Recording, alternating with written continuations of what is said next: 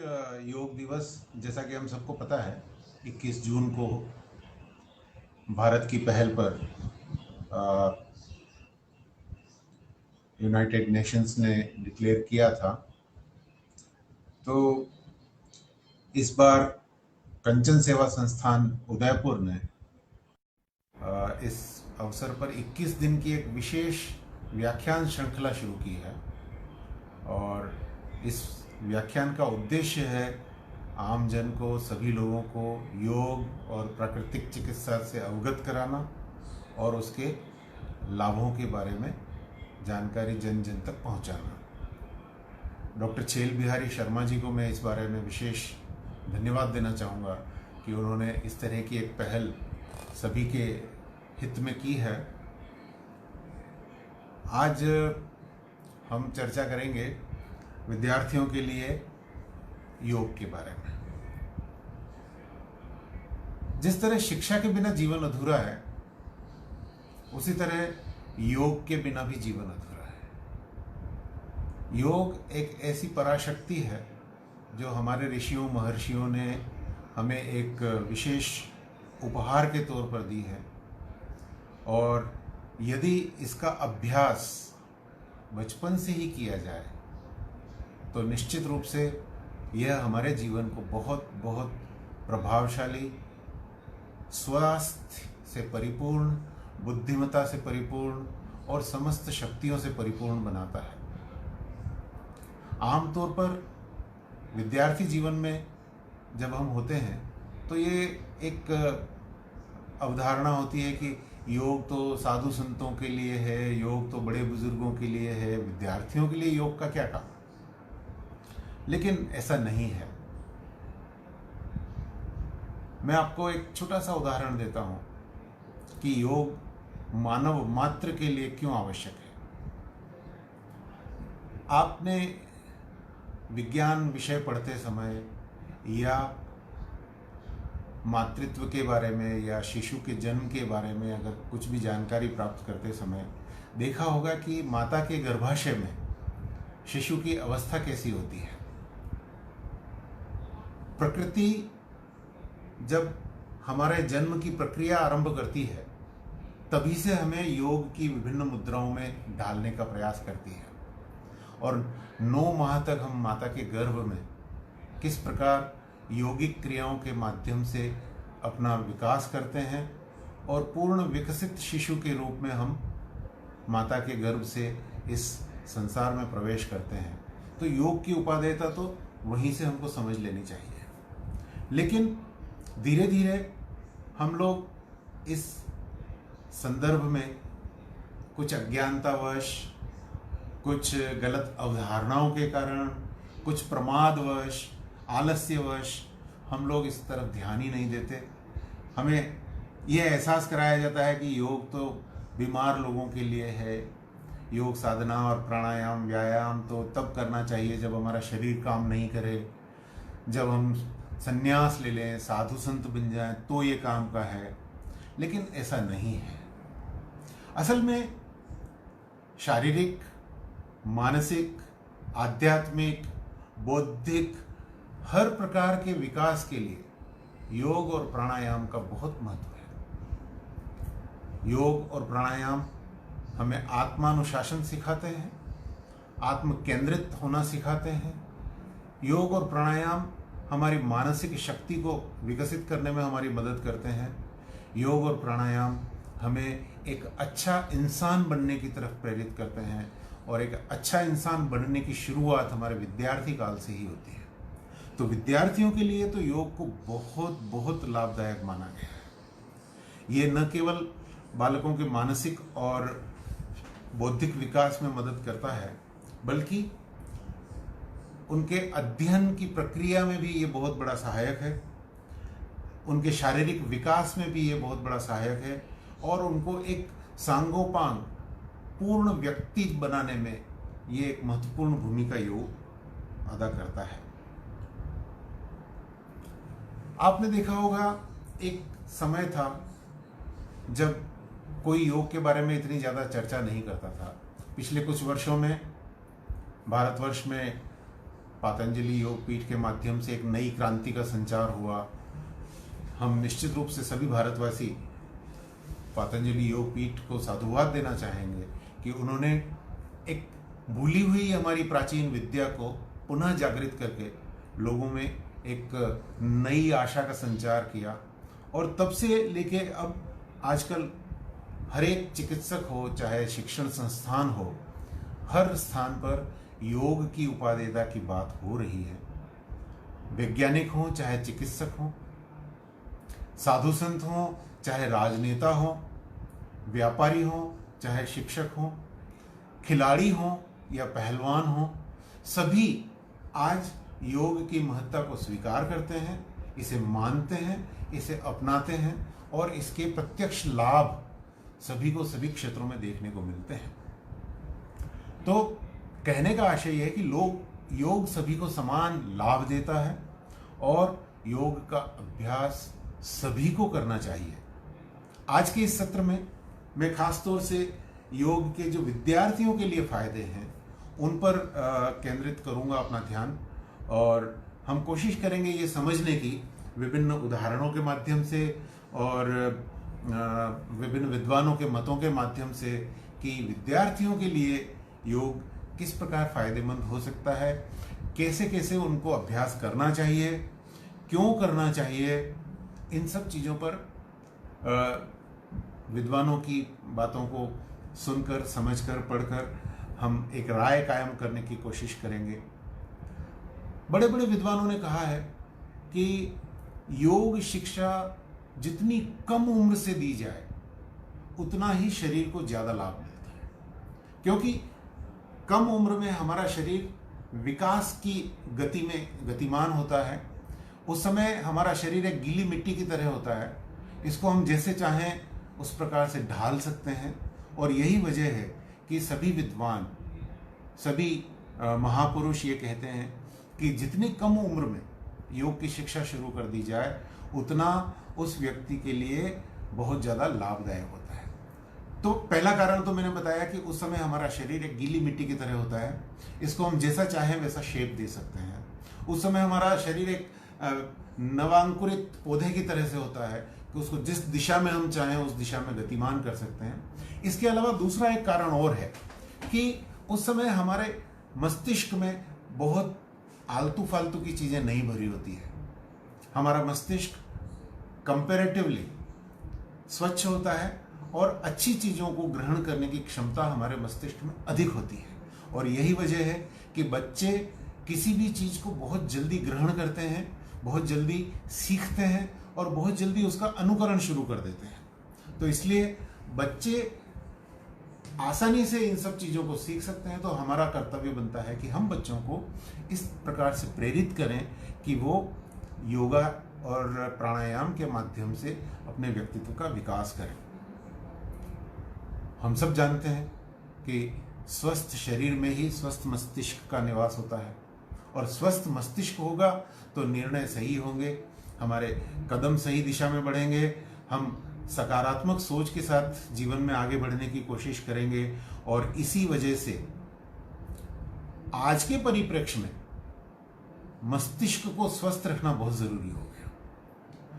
पुराने जमाने में, हमारे टाइम में, हमारे बचपन में तो हम देखें तो देखिए, हम शाम होते ही स्कूल से आने के बाद बस्ता घर पे रख कर के बाहर खेलने निकल जाते थे, छुपन छुपाई खेलते थे, पकड़म पकड़ाई खेलते थे और बहुत सारे ऐसे फिजिकल एक्टिविटीज़ करते थे कि जिनमें शारीरिक श्रम स्वतः हो जाता था। लेकिन आजकल के बच्चों के सामने स्थिति बिल्कुल बदल गई है। अब बच्चा जैसे ही स्कूल से घर आता है तो आते ही सबसे पहले या तो वो अपने मोबाइल में या अपने टीवी पर कार्टून नेटवर्क देखेगा या डिजिटल गेम्स खेलना शुरू कर देगा। मुझे याद है एक शिविर में बाबा रामदेव जी ने कहा था कि बच्चे लोग सबसे ज़्यादा कार्टून देखते हैं तो वो आगे जाके कार्टून बनने वाले हैं। हालांकि उन्होंने एक हास्य के पुट में बात कही थी, लेकिन इसमें बड़ी गंभीरता छिपी हुई है कि बच्चों के मस्तिष्क में हम जिस तरह के विचारों का पौधारोपण करेंगे वही विचार आगे जाकर के वैसे पेड़ बनेंगे और वैसे ही फल देने वाले बनेंगे। तो इसलिए आवश्यक है कि आज के ज़माने में खास तौर से जब बच्चों के सामने फिजिकल एक्टिविटीज करने की अपॉर्चुनिटीज नहीं के बराबर है। वो मानसिक रूप से अपनी आंखों को खराब करने वाली गतिविधियों में ज़्यादा लिप्त हैं, अपने दिमाग को खराब करने वाली गतिविधियों में ज़्यादा लिप्त हैं। तो ऐसे में हमें उन्हें योग की ओर उन्मुख करना बहुत बहुत आवश्यक है। अन्यथा वो धीरे धीरे कुंठा का शिकार हो जाते हैं, वो धीरे धीरे एक हीन भावना का शिकार हो जाते हैं। वो टीवी में जैसा देखते हैं, वो कार्टून नेटवर्क पे जैसा देखते हैं, वो विभिन्न प्रकार के जो खेल हैं उनमें जो देखते हैं वैसा बनने का प्रयास करते हैं और नहीं बन पाते हैं। तो उसमें बड़ी कुंठा और एक हीन भावना का विकास होना शुरू हो जाता है, जो आगे जाकर के उनके व्यक्तित्व को बहुत ज़्यादा नुकसान पहुंचाता है। तन मन को अस्वस्थ करने का एक सबसे बड़ा कारण है ये गैजेट्स, मोबाइल हुआ, चाहे ये डिजिटल गेम्स हुए, चाहे टीवी हुए। तो इन सब से दूर रखने के लिए हम ये नहीं कह रहे हैं कि उनको बिल्कुल वंचित कर दिया जाए, नहीं, लेकिन एक समय सीमा का निर्धारण करके और उनके मस्तिष्क में इस तरह के विचार अभी से अंकुरित किए जाएं कि भाई हमारे जीवन के लिए आवश्यक क्या है वो हम पहले करें। जिस चीज की आवश्यकता कम है उसको कम प्राथमिकता दें, जिस चीज की आवश्यकता अधिक है उसको अधिक प्राथमिकता दें। दूसरा जो कारण है कि क्यों हमें बच्चों को योग की तरफ प्रेरित करना चाहिए, क्यों हमें बच्चों को प्राणायाम सिखाना चाहिए, क्यों? क्योंकि दृढ़ता और एकाग्रता को बढ़ाता है।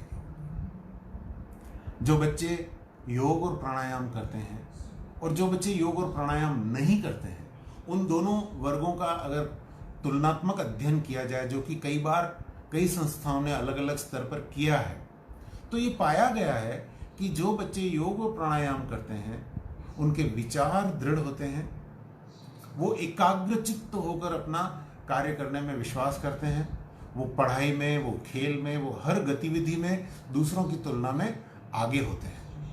लेकिन जो बच्चे योग और प्राणायाम नहीं करते हैं उनकी एकाग्रता नहीं होती, कंसंट्रेशन होता ही नहीं। वो 5 मिनट पढ़ने बैठते हैं, 6ठे मिनट में कहीं और उनका ध्यान चला जाता है। वो 10 मिनट खेलने बैठते हैं, 7वें मिनट 11वें मिनट में वो कहीं और उनका ध्यान भटक जाता है। तो वो किसी भी काम पर एकाग्र नहीं हो सकते, उनमें दृढ़ता आ ही नहीं सकती, उनकी रुचि किसी में विकसित हो ही नहीं सकती। और ऐसे बच्चों के पेरेंट्स प्रायः ही शिकायत करते हैं कि साहब क्या करूं, मेरे बच्चे का तो किसी चीज़ में कंसंट्रेशन डेवलप होता ही नहीं है, हम कोशिश कर कर के थक गए। तो ऐसे अभिभावकों को हम हमेशा यही सलाह देते हैं कि उनको थोड़ा थोड़ा प्राणायाम, थोड़ा थोड़ा योग की तरफ उन्मुख करो।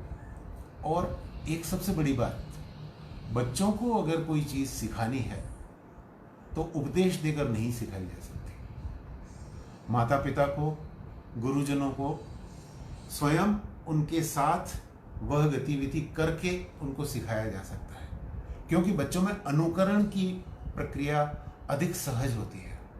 बच्चे अनुकरण करते हैं।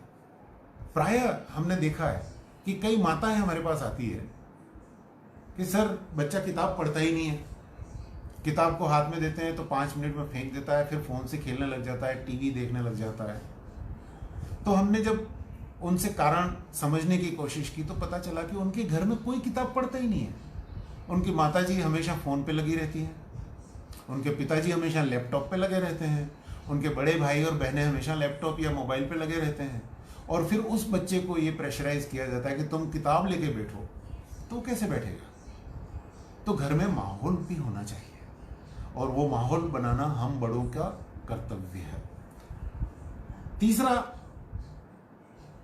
कारण जो मैं मानता हूं कि विद्यार्थी काल से ही, बचपन से ही बच्चों को योग सिखाना चाहिए, और वो कारण है कि योग चाहे बच्चा हो, जवान हो या बूढ़ा हो, सभी में आत्मविश्वास का विकास करता है, सेल्फ कॉन्फिडेंस। योगा और प्राणायाम करने वालों में एक अलग किस्म का आत्मविश्वास देखा जाता है, पाया जाता है। एक विशिष्ट सेल्फ कॉन्फिडेंस उनमें झलकता है। वो किसी काम को करने से हिचकते नहीं, वो किसी चुनौती को स्वीकार करने में संकोच नहीं करते। क्यों? क्योंकि उनका मन और मस्तिष्क दृढ़ है, एकाग्रता वो डेवलप कर सकते हैं, वो किसी भी काम पर फोकस कर सकते हैं। और यही वजह है कि उनमें सेल्फ कॉन्फिडेंस कूट कूट कर भरा होता है। कई बच्चे मेरे पास आते हैं, खासतौर से कई पेरेंट्स आते हैं, और मैंने ऐसे कई छोटे छोटे बच्चों को देखा है कि जो चेस में बड़े चैंपियन हो गए, अपने आप को बड़ा चैंपियन मानते हैं, क्योंकि उनके माता पिता ने सिखाया, अरे बेटा तेरे जैसा चेस तो कोई खेलता ही नहीं है, तेरे जैसा कैरम तो कोई खेलता ही नहीं है, तू जितना रेस में होशियार है उतना तो कोई है ही नहीं। और ऐसी स्थिति में होता क्या है कि अगर वो बच्चा कभी किसी से हार जाए उस खेल में, या कभी कोई अन्य बच्चा उसको पीछे रख दे, तो वो इस स्थिति को बर्दाश्त नहीं कर पाता और उसमें एक चिड़चिड़ापन आ जाता है, उसमें एक ईर्ष्या का भाव आ जाता है। क्यों?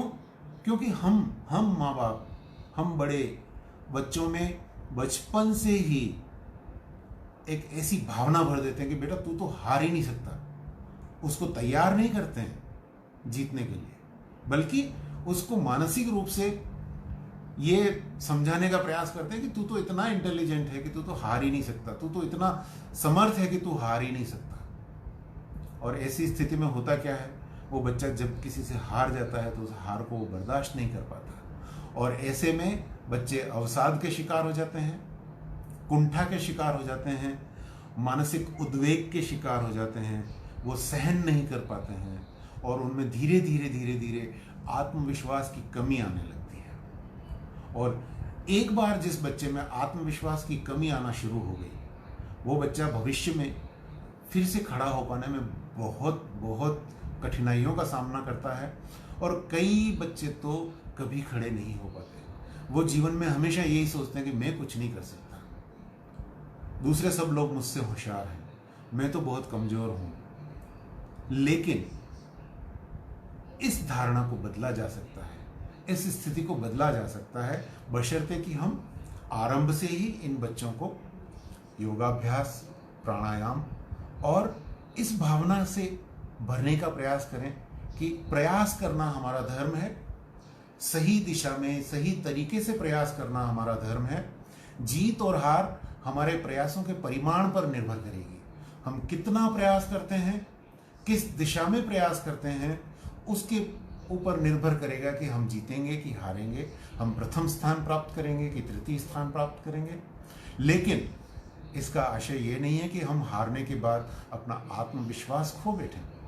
प्रत्येक हार से हमें एक सीख लेने की आवश्यकता मिलती है, और योगाभ्यास और प्राणायाम यह कार्य करने में बच्चों की और बड़ों की समान रूप से मदद करते हैं। हमें कोशिश करनी चाहिए कि हम शुरू से ही बच्चों को योगाभ्यास की तरफ प्रेरित करें, हम शुरू से ही बच्चों को प्राणायाम करवाएं। चौथा सबसे बड़ा कारण है कि क्यों बच्चों को योग और प्राणायाम करवाना चाहिए। योग और प्राणायाम करने से, जैसा कि मैंने बताया, आत्मविश्वास बढ़ता है, एकाग्रता बढ़ती है, दृढ़ता बढ़ती है, शरीर निरोग होता है। और चौथा जो सबसे बड़ा कारण है वो है कि योगाभ्यास और प्राणायाम करने से हमारी बुद्धि तेज होती है, निर्णय लेने की क्षमता बढ़ती है। वैसे तो आप बोलेंगे कि अरे साहब, मार्केट में बहुत सारे टॉनिक्स उपलब्ध हैं दिमाग को तेज करने के लिए, ये दवा खाओ 5 दिन में दिमाग तेज हो जाएगा, क्लास में फर्स्ट आना है। मैं किसी उत्पाद का यहाँ नाम नहीं लेना चाहूँगा, लेकिन माफ़ करें, ऐसे बहुत सारे उत्पाद हमें टीवी पे देखने को मिल जाते हैं, अखबारों में विज्ञापन मिल जाते हैं। क्या आपका बच्चा कमज़ोर है, क्या आपके बच्चे की यादाश्त कमज़ोर है, उसको पिलाएं ये घुट्टी, 4 दिन में वो सही हो जाएगा। ये सारे भ्रम हैं, ये सारे धोखे हैं, इनके छलावे में न आए। लेकिन एक बात हमेशा याद रखें कि योग एक प्राकृतिक साधन है, इसका कोई जवाब नहीं, इसका कोई मुकाबला नहीं, इसमें कोई छलावा नहीं है। सही खानपान और नियमित योग क्रिया आपका और आपके बच्चे का दिमाग तेज करने में बहुत बड़े सहायक सिद्ध हो सकते हैं। बचपन में ही अगर बच्चे इस तरह का अभ्यास करना शुरू करें तो बच्चों का जो सोच है वो हमेशा सकारात्मक रहेगा, उनका अच्छा सोच विकसित होगा। इसलिए अपने बच्चों को योग का ज्ञान दें और उनकी बुद्धि को तेज करने में आप अपनी तरफ से एक महत्वपूर्ण योगदान करें। बड़े होकर के वो निश्चित रूप से आपकी प्रशंसा करते हुए नहीं थकेंगे, आपसे कभी उड़ीन नहीं हो पाएंगे। 5वां कारण, क्यों बच्चों को योग सिखाना चाहिए। बच्चे बड़े कोमल होते हैं। जैसा कि मैंने शुरू में भी कहा कि बच्चे किसी भी चीज का, किसी भी धारणा का, किसी भी व्यक्ति का अनुसरण करने में विलंब नहीं करते। उस समय उनमें इतना विवेक नहीं होता कि वो जिसका अनुसरण कर रहे हैं वो सही है या गलत है। जब वो घर से बाहर निकलते हैं विद्यालय जाने के लिए, ऑटो रिक्शा में बैठते हैं, ऑटो चालक को वो धूम्रपान करते हुए देखते हैं, तंबाकू खाते हुए देखते हैं। स्कूल बस में जाते हैं तो बस के ड्राइवर को या बस के जो क्लीनर होते हैं उनको तंबाकू या गुटखा खाते हुए देखते हैं, सिगरेट पीते हुए देखते हैं, नशा करते हुए देखते हैं। तो कई बच्चे बचपन से ही इस प्रकार के व्यसन के प्रति आसक्त हो जाते हैं, आकर्षित हो जाते हैं, और कुछ बच्चे तो व्यसनों के शिकार भी हो जाते हैं। अगर हम बचपन से ही बच्चों को योगाभ्यास और प्राणायाम का अभ्यास करवाएंगे तो निश्चित रूप से वो बुरी संगत से बचेंगे, व्यसनों से दूर रहेंगे और अपने भविष्य को सुरक्षित रखने में अपनी खुद की सहायता कर पाएंगे। मादक द्रव्य का स्वास्थ्य पर बहुत बुरा प्रभाव पड़ता है। इसके बारे में मुझे आप सबसे कुछ बहुत ज़्यादा बताने की आवश्यकता नहीं है। हम सभी जानते हैं कि मादक द्रव्य हमारे लिए, हमारे बच्चों के लिए तो खास तौर से बहुत घातक होते हैं। हमने देखा कि कई बच्चे, खासतौर से वो बच्चे जिनके माता पिता दोनों रोजगार में या व्यवसाय में लिप्त हैं, बच्चों को समय नहीं दे पाते हैं, नौकरों के हवाले कर देते हैं, ड्राइवरों के हवाले कर देते हैं, ड्राइवर उनको लेके स्कूल जाते हैं, ड्राइवर उनको लेके घर आते हैं, घर में वो नौकर चाकरों के भरोसे रहते हैं। तो ऐसे बच्चों में कुव्यसन जल्दी पनपते हुए देखे हैं। या फिर उन बच्चों में जिनके माँ बाप बहुत गरीब हैं, जिनके माँ बाप उन पर ध्यान नहीं दे पाते हैं। तो दोनों ही परिस्थितियां, चाहे वो उच्च छोर पर हो चाहे निम्नतम छोर पर हो, ये दोनों खतरनाक हैं। बच्चों के विकास में माँ बाप का बहुत बड़ा योगदान होता है, और वो योगदान उन्हें सही समय पर सही गाइडेंस दे करके, पर्याप्त समय दे करके ही पूरा किया जा सकता है। तो यदि हम बच्चों को शुरू से ही योगाभ्यास, प्राणायाम के महात्म्य से अवगत कराएंगे, उनको अभ्यास कराएंगे, तो वो बुरी संगत से बचेंगे।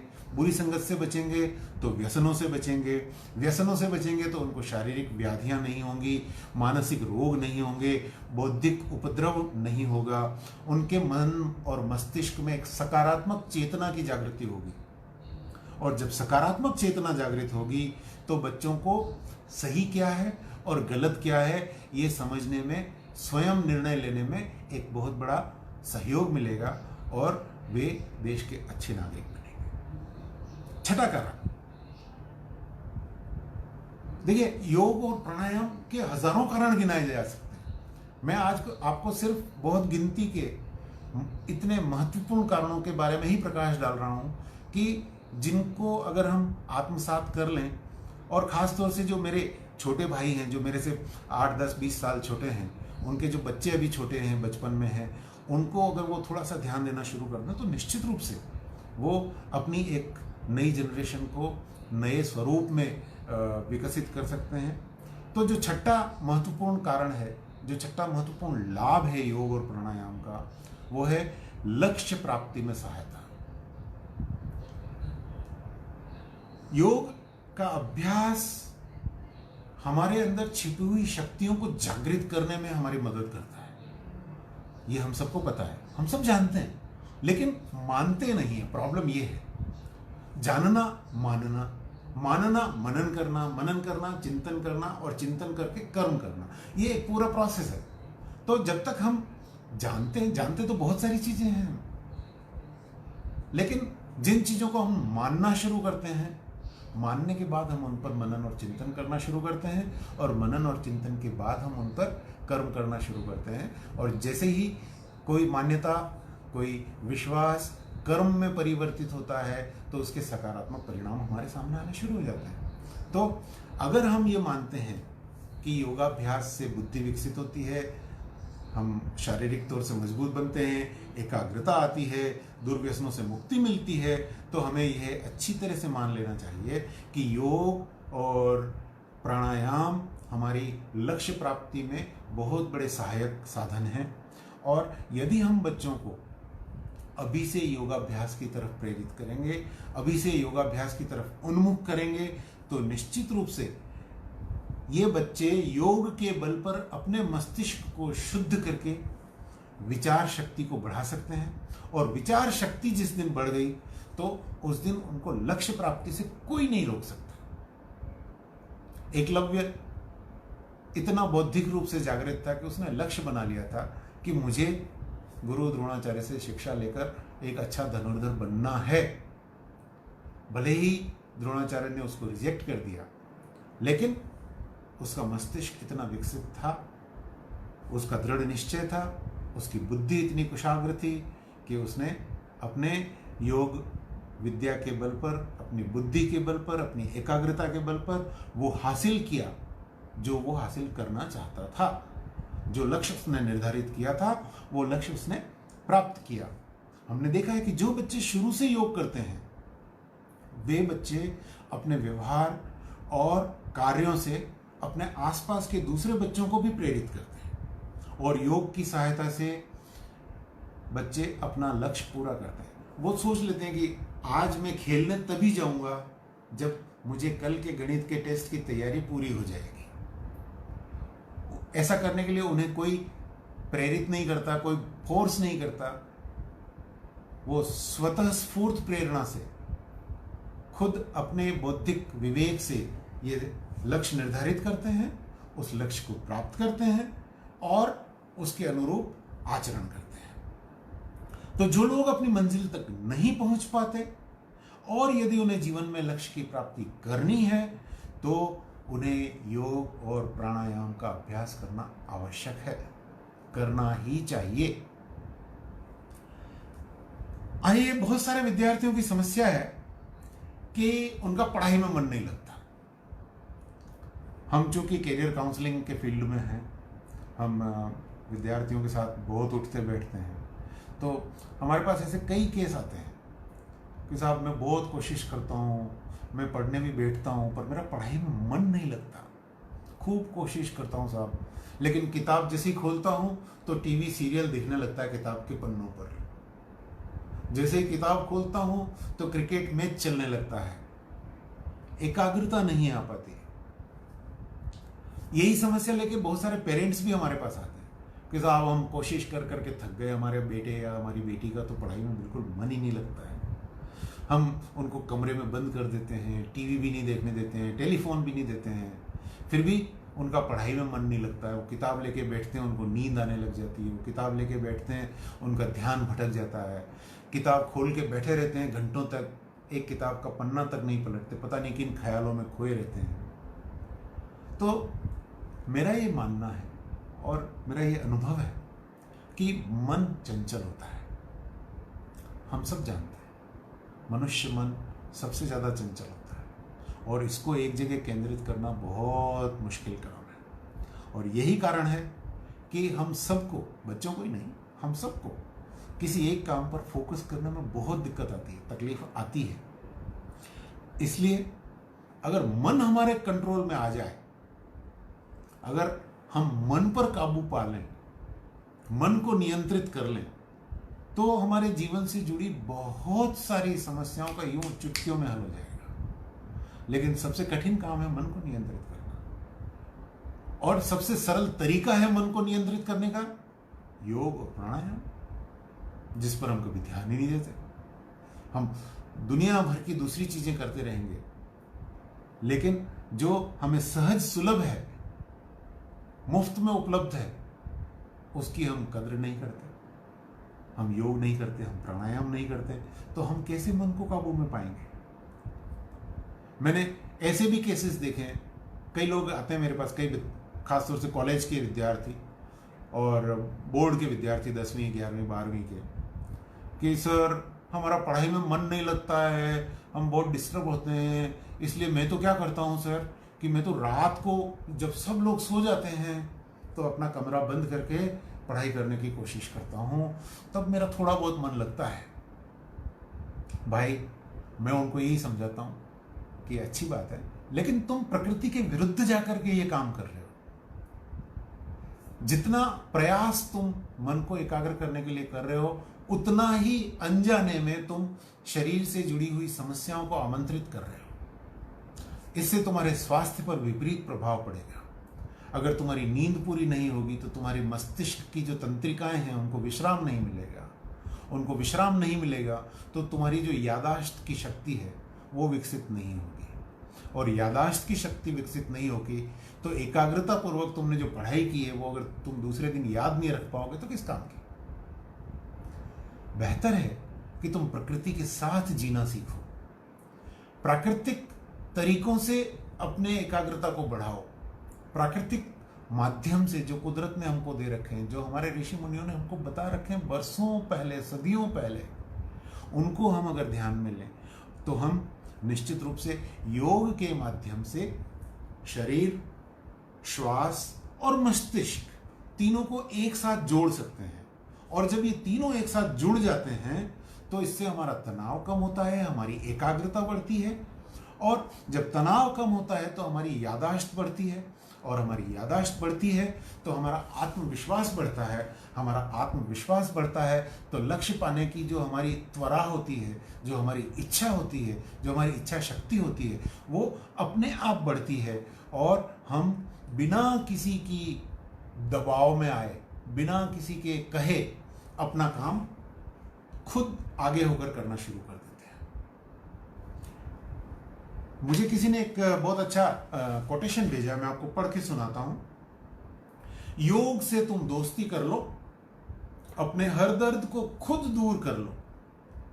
एक और साथी ने, किसी ने भेजा है मुझे, हर चीज को सहना सिखाता है, योग हमें जीना सिखाता है।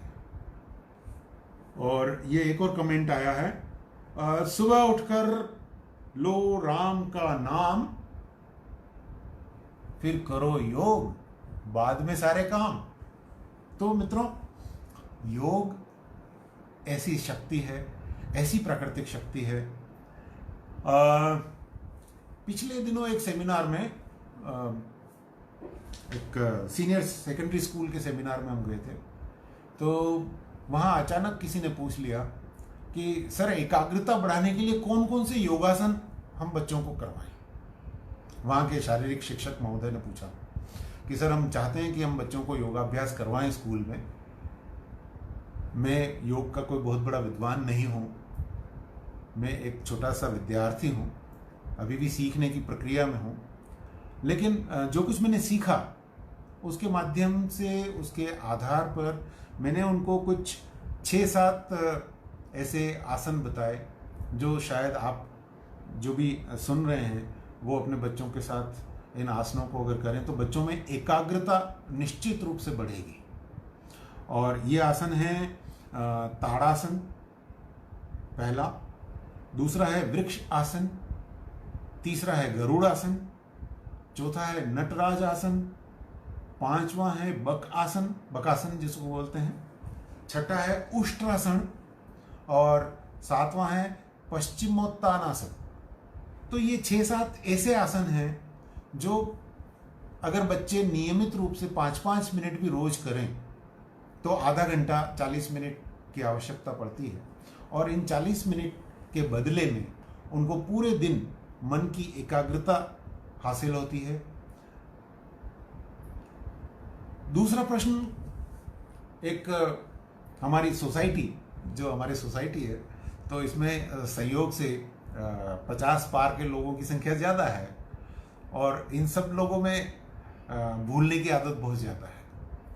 तो आप लोगों ने कहावत सुनी होगी, बचपन में सो 55 में, तो यानी कि 55 साल की उम्र के बाद का समय और बचपन का समय लगभग एक जैसा होता है। याददाश्त थोड़ी कमज़ोर होने लगती है, और बचपन में याददाश्त विकसित नहीं होती है, और 55 के बाद याददाश्त जो विकसित हुई होती है वो कमज़ोर होने लगती है। तो 55 के बाद याददाश्त कमज़ोर न हो और बचपन में याददाश्त जल्दी जल्दी बढ़े, इसके लिए क्या? और क्यों याददाश्त बढ़ाना क्यों आवश्यक है? कई बार आप और हम ऐसे लोगों पे हंसते हैं जिनको छोटी छोटी महत्वपूर्ण तारीखें याद नहीं रहती, किसी का जन्मदिन याद नहीं रहता, रास्ता भूल जाते हैं, घर से निकले थे कुछ काम करने और कर आए कुछ और काम। तो ये सब चीजें न हो और हमारी याददाश्त हमारे सही ठिकाने पर रहे, तो इसके लिए भी कुछ आसन हमारे योगाचार्यों ने बताए हुए हैं। और मैंने यहाँ एक लिस्ट बनाई है अध्ययन करके, क्योंकि जैसा कि मैंने कहा मैं कोई योग का विशेषज्ञ नहीं हूँ। मैंने विभिन्न स्रोतों से कुछ आसन चुने हैं जो हमारी स्मरण शक्ति को बढ़ावा देने में बहुत सहायक सिद्ध हो सकते हैं। और उनमें से सबसे पहला है वकासन।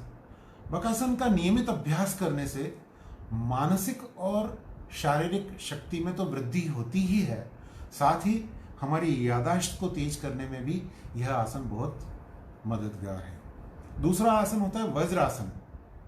वज्रासन प्रायः डायमंड पोज के रूप में जाना जाता है और यह एक जादुई योगासन है जो न केवल याददाश्त बढ़ाने में मदद करता है बल्कि आपका वजन घटाने में भी मदद करता है। तो जिन बच्चों का या बड़ों का वजन ज्यादा है उनको भी ये आसन करना चाहिए, और जिनकी याददाश्त कमजोर है उनको भी ये आसन करना चाहिए। तीसरा सुख आसन। सुखासन ये आपकी रीढ़ की हड्डी को ठीक करता है, और रीढ़ की हड्डी ठीक होती है तो जो हमारा तंत्रिका तंत्र का जो सारा तंत्र होता है वो इसी रीढ़ की हड्डी के माध्यम से पूरे शरीर में फैला होता है। तो उस तंत्र में जो तनाव होता है, जो रुकावट होती है, अवरोध होते हैं, वो दूर हो जाते हैं और ये हमारे दिमाग को शांत करता है।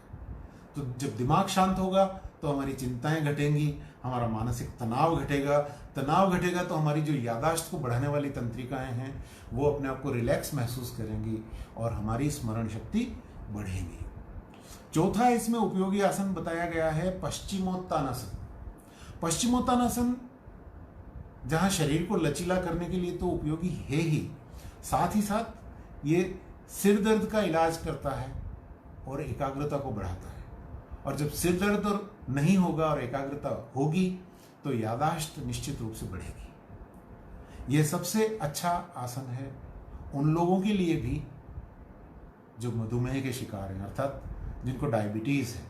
तो जिनको डायबिटीज है उनको भी ये आसन करना चाहिए, जिनकी याददाश्त कमजोर है उनको भी ये आसन करना चाहिए, जिनको टेंशन, एंग्जाइटी अर्थात तनाव और चिंता बहुत ज्यादा होती है उनको भी ये आसन करना चाहिए।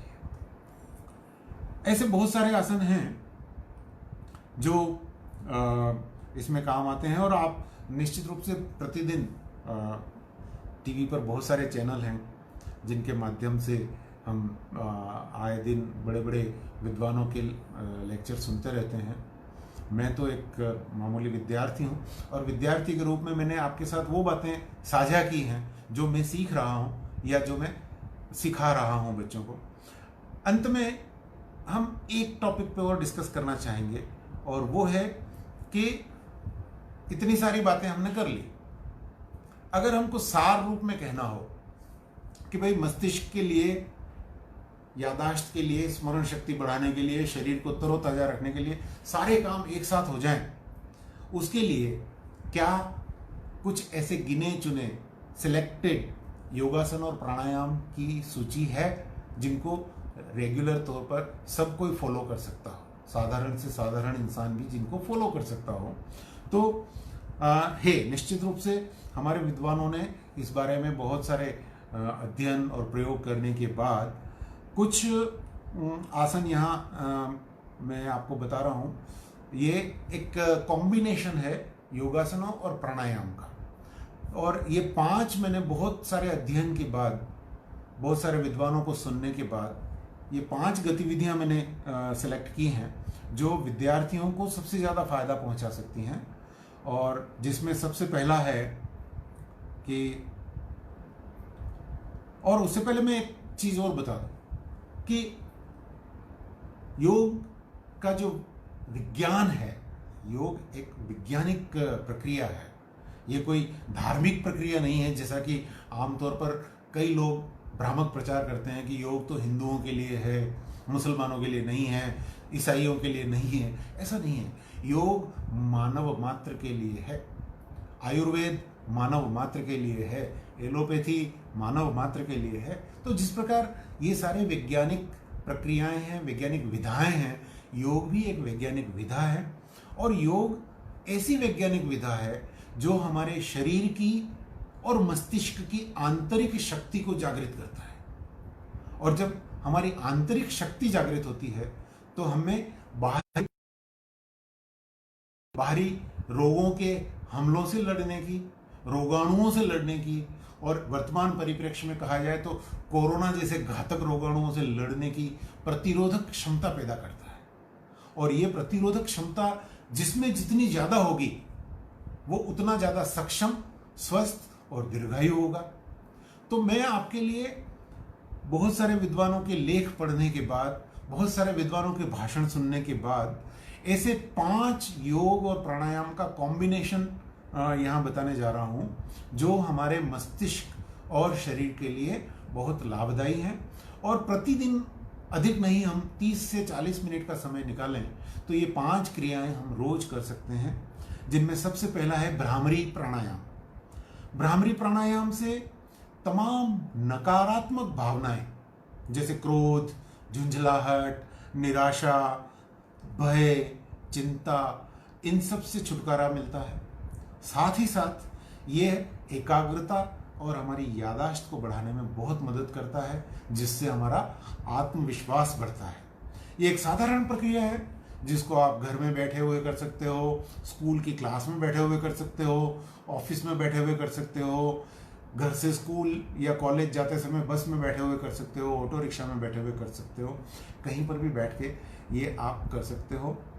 दूसरा जो आसन है इसमें पाद पश्चिमोत्तानासन, ये रीढ़ की हड्डी को खींचकर तनाव मुक्त करता है और मन से क्रोध और चिड़चिड़ाहट को कम करता है। और अगर मन में क्रोध और चिड़चिड़ाहट नहीं होगी तो हमें एकाग्रता आएगी, हमारा ध्यान केंद्रित होगा, हम अपने काम पर फोकस कर पाएंगे। और अगर हम अपने काम पर फोकस कर पाएंगे तो हमें निश्चित रूप से सफलता मिलेगी। सफलता मिलेगी तो हमारा आत्मविश्वास बढ़ेगा, आत्मविश्वास बढ़ेगा तो हम उच्च लक्ष्य को प्राप्त करने के लिए सक्षम बन पाएंगे। और उच्च लक्ष्य को प्राप्त करेंगे तो निश्चित रूप से हम एक असाधारण व्यक्तित्व का निर्माण अपने आप के लिए कर सकते हैं। तीसरा जो क्रिया है वो है एक सेतुबंध आसन। सेतुबंध आसन गर्दन और रीढ़ में खिंचाव से मजबूती लाता है। और इस आसन को करने से हमारी मांसपेशियों को विश्राम मिलता है। ये आसन कैसे करने हैं इसके लिए आप गूगल पे जाकर के इनके बारे में ढूंढ सकते हैं। बहुत प्रचुरता में इनकी विधि और सब चीज़ आपको मिल जाएगी। सही विधि से इन आसनों को करें। मैं उसके लिए उपयुक्त पात्र नहीं हूँ, इसलिए मैं ये करके आपको नहीं सिखा रहा हूँ। मैं केवल आपको सिद्धांतिक जानकारी दे रहा हूँ। प्रायोगिक जानकारी प्राप्त करने के लिए आप या तो किसी योग्य गुरु का सहयोग लें या गूगल पर जाकर के स्वामी रामदेव जी के वीडियो ढूंढें, या हमारे कंचन सेवा संस्थान के जो यूट्यूब चैनल हैं उस पे हमारे डॉक्टर छेल बिहारी शर्मा जी ने जो है योगापचार, योग और नेचुरोपैथी से रोगों के इलाज के बारे में बहुत सारे वीडियो डाल रखे हैं, उसमें भी बता रखा होगा। तो आसन करने का तरीका आप वहां से सीखें। मैं आपको बता रहा हूं कि कौन सा आसन करना चाहिए और उससे क्या फायदा मिलता है। तो सेतुबंध आसन से मस्तिष्क में रक्त का संचार बढ़ता है। मस्तिष्क और तंत्रिका तंत्र को शांत करने में यह आसन हमारी बहुत मदद करता है। और जब हमारा मस्तिष्क और तंत्रिका तंत्र शांत होता है तो हमारी चिंताएं, तनाव, अवसाद, जिसको हम डिप्रेशन, एंग्जाइटी और टेंशन बोलते हैं, वो सब दूर होते हैं। इससे हमें अच्छी नींद आती है, हम जो कुछ पढ़ते हैं वो हमें याद रहता है। चौथा महत्वपूर्ण आसन है सर्वांग आसन। सर्वांग आसन जो है वो थायराइड और पैराथायराइड ग्रंथियों को नियमित और सुचारू करता है।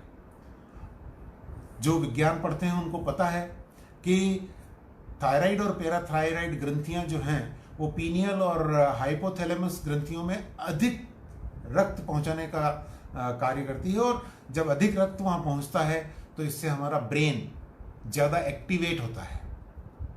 अधिक रक्त पहुंचने का मतलब अधिक गतिशीलता, अधिक ऑक्सीजन का संचरण। तो जब हमारे मस्तिष्क में रक्त का प्रवाह सुचारू रूप से होता है, सामान्य तौर पर होता है, बिना किसी अवरोध के होता है, तो वहाँ ऑक्सीजन का भी अच्छा संचरण होता है और इससे हमारे मस्तिष्क की उर्वरा शक्ति बढ़ती है। सभी संज्ञानात्मक कार्य प्रणालियाँ जो हमारी होती है वो सब की सब सुधरती हैं, है ना। तो ये सर्वांग आसन हमारे मस्तिष्क को प्रखर करने में बहुत मददगार होता है, हमारे मस्तिष्क की क्षमता को बढ़ाने में बहुत कामगार होता है। और इसी तरीके से एक जो अंतिम आसन मैं आपको बताने जा रहा हूँ वो है हलासन। हलासन जो है वो भी मस्तिष्क के रक्त प्रवाह को ठीक करने वाला आसन है। इससे क्या होता है, पीठ और गर्दन में खिंचाव आता है, उसकी वजह से तनाव और थकावट हमारी कम हो जाती है। और जब तनाव और थकावट कम हो जाती है तो हमारी एकाग्रता बढ़ जाती है, और जब हमारी एकाग्रता बढ़ जाती है तो हम अन्य सारे कार्य करने में बहुत आसानी से सक्षम हो पाते हैं। तो अंत में मैं केवल ये कहना चाहूँगा कि अधिकांश लोग ये सोचते हैं कि ध्यान सिर्फ तनाव कम करने के लिए है, योगासन सिर्फ योगियों के लिए या साधु सन्यासियों के लिए या रोगियों के लिए है। ये गलत है। योग और ध्यान मस्तिष्क में रक्त प्रवाह को बढ़ाते हैं। अगर हम एक हफ्ते में 6 घंटे भी योग और ध्यान करते हैं तो हमारे मस्तिष्क की संरचना में सकारात्मक बदलाव आता है। और ये चीज़ मैं नहीं कह रहा, ये चीज़ वैज्ञानिकों ने, चिकित्सा वैज्ञानिकों ने और हमारे योग गुरुओं ने विभिन्न प्रयोगों के माध्यम से सत्य प्रतिपादित की है। ये बिल्कुल सत्य बात है कि ऐसा होता है। और ये बदलाव एकाग्रता को बढ़ाते हैं, स्मरण शक्ति को बढ़ाते हैं और एक साथ हमें कई काम करने की क्षमता प्रदान करते हैं, अर्थात हमें मल्टीटास्कर बना देते हैं। और अगर हम एक सक्सेसफुल मल्टीटास्कर हो गए तो विद्यार्थी जीवन में इससे अच्छा और कोई अचीवमेंट हो नहीं सकता। और अगर हम मल्टीटास्किंग सक्सेसफुली कर सकते हैं तो हम एक बहुत अच्छे विद्यार्थी के रूप में अपनी छवि बना सकते हैं। एक अच्छा विद्यार्थी आने वाले समाज का एक अच्छा नागरिक होता है, जिम्मेदार नागरिक होता है। और जाते जाते मैं आपको एक चीज़ और बता दूं, बल्कि बता नहीं दूं, आपके लिए पढ़ दूं कि सन 2011 में हार्वर्ड से जुड़े हुए शोधकर्ताओं ने एक बहुत बड़े अस्पताल में एक शोध किया था, रिसर्च किया था। और उस रिसर्च में ये कहा था कि हमारे मस्तिष्क में कुछ ग्रे एरियाज होते हैं और वो ग्रे एरिया सेरिब्रल कॉर्टेक्स से जुड़ा हुआ होता है। और सेरिब्रल कॉर्टेक्स में अगर ये ग्रे एरिया होते हैं तो दिमाग धीरे काम करता है। लेकिन अगर हम ध्यान, योगासन करते हैं तो ये ग्रे एरियाज धीरे धीरे कम होने शुरू होते हैं और हमारे मस्तिष्क की एक्टिविज्म बढ़ जाता है, हमारे मस्तिष्क का एक्टिविज्म बढ़ जाता है, सक्रियता बढ़ जाती है। तो ये मस्तिष्क के वो हिस्से हैं जो स्मृति, सजगता, निर्णय लेने की क्षमता और सीखने की क्षमता से जुड़े हुए हैं। इसलिए ध्यान जो है वो अधिक से अधिक मस्तिष्क की शक्ति का कारक है। ध्यान से मस्तिष्क की शक्ति बढ़ती है, योग से शरीर की आंतरिक शक्ति बढ़ती है। इसलिए योग और ध्यान दोनों का एक संतुलित कॉम्बिनेशन, एक समन्वित जो अभ्यास है, नियमित रूप से यदि हम करें तो निश्चित रूप से हम अपने बच्चों को एक नई दिशा दे सकते हैं। हम अपने बच्चों को एक जिम्मेदार, सफल, सजग, स्वस्थ, निरोगी नागरिक बनाने में मदद कर सकते हैं। हमारे बच्चों के ब्रेन को हम सुपर ब्रेन की कैटेगरी में ला करके खड़ा कर सकते हैं। हमारे बच्चों को हम सुपर मैन की कैटेगरी में ला के खड़ा कर सकते हैं।